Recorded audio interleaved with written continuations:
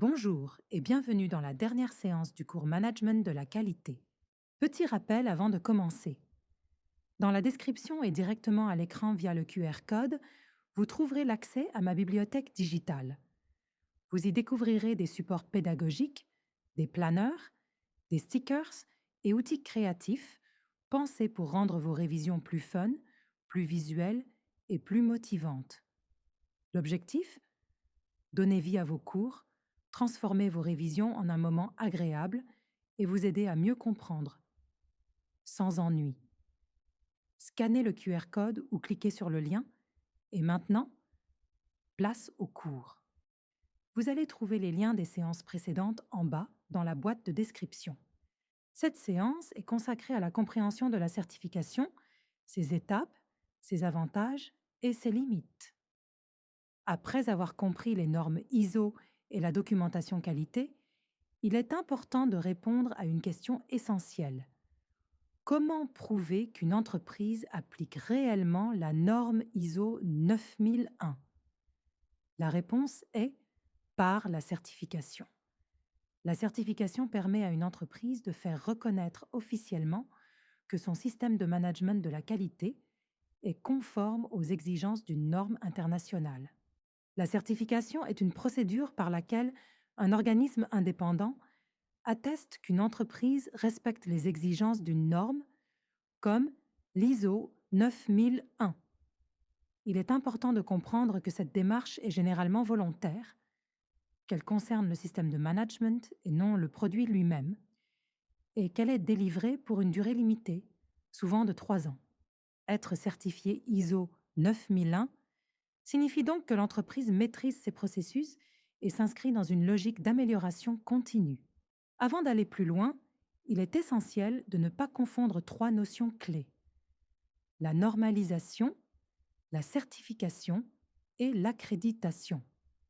La normalisation consiste à élaborer les normes, la certification vérifie leur respect et l'accréditation garantit la compétence des organismes certificateurs. Autrement dit, la norme est définie, elle est ensuite vérifiée, puis le vérificateur lui-même est contrôlé. La certification repose sur plusieurs acteurs. D'abord, l'entreprise qui met en place son système qualité et se prépare aux audits. Ensuite, l'organisme de certification qui évalue la conformité et délivre le certificat. Enfin, l'organisme d'accréditation qui garantit l'impartialité et la crédibilité de tout le système. Le processus de certification se déroule en plusieurs étapes.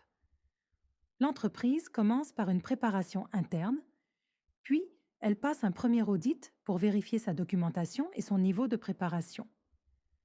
Ensuite, un audit sur le terrain permet de vérifier que les pratiques correspondent réellement à ce qui est écrit. Si tout est conforme, la certification est délivrée.